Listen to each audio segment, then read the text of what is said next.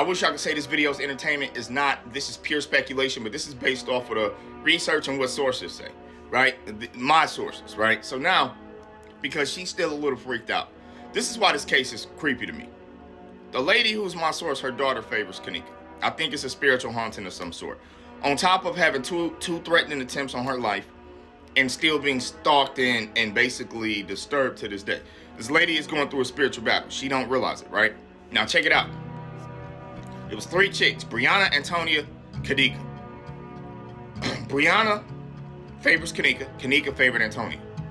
I know it, but it is what it is. Let's just really think about this. You know you got your little doubles out there in real life, but let's keep going. Brianna Kanneka was supposed to basically on some mean girl shit. It was going to set up Antonia. Antonia is a 48, 46-year-old black woman, estranged from her family, mental health issues, drunkard, not that healthy, nobody's going to miss her.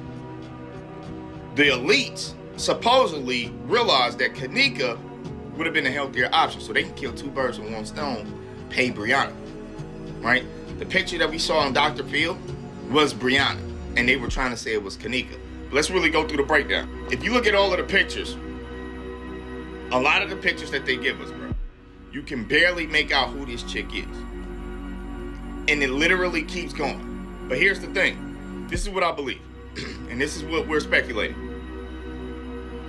So, Kanneka, and y'all gotta keep in mind, Kanneka's mom, who I think was a paid actor because she disappeared, you don't hear her talking about it at all, right? I think Kanneka and Brianna was gonna set up Antonia to get trafficked. They'll at least pay Brianna to set up Kanneka because Kanneka was 19, less than 21, healthier organs, healthier option. Now we can get 2 birds with 1 stone. You see what I'm saying? So I believe they invited Kanneka to the hotel in advance, the 5th or the 6th. They had her walk the hotel in the blueprint way just in case there's an investigation from the disappearance of Antonia Evans, right? And you can see that because every angle is blurry. You can't really make out who it is. I think Kanneka, unbeknownst to herself, was solidifying her own death by going along with this. I believe, hold on, they unalived her here, and then they took some pictures, and then they cremated her, took her clothes off, put it on Brianna, who is who we really found, and that's who they really buried. So I think Kanneka might have been unalived at the hotel shore, then transported to a crematorium, clothes removed, put on Brianna, cremated. That's not, Kanneka Jenkins, her body is gone. This is what I believe. And the one that they buried is Antonia. And the reason they ain't exhumed the skeleton, things of that nature, I believe is because it'll prove that I'm right. It'll prove that I'm right. It also, when you really think about the hierarchy of this case, you know, you got a crematorium, a funeral home, paid staff at the hotel, the trafficking organization, and whoever reaches out to poor people in the hood to set up other poor people that might not be missed.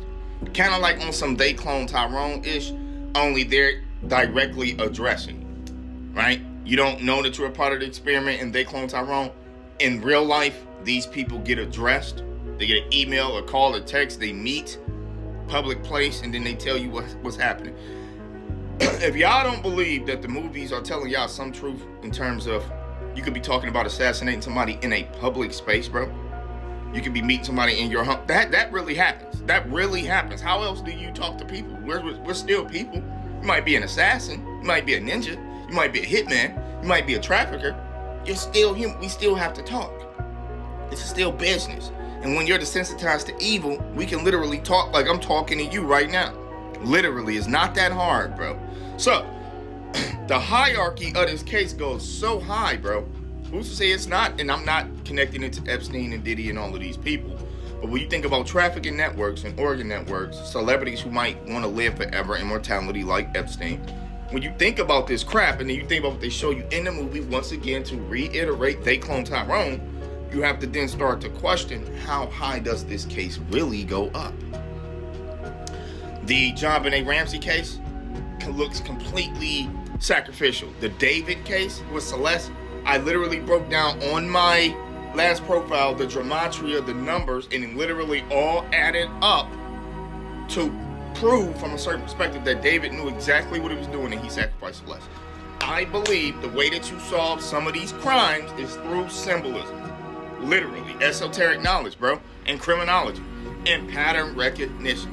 But people's pattern recognition has been distorted because you get filtered through these algorithms to be distracted, these dopamine loops, these fear loops, these outrage loops.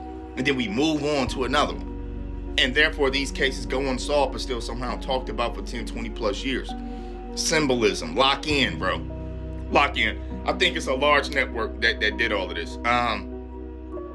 And I think that a lot of time is going by, but I also still think that there's a way to get justice. Y'all let me know what y'all think. I'm gone.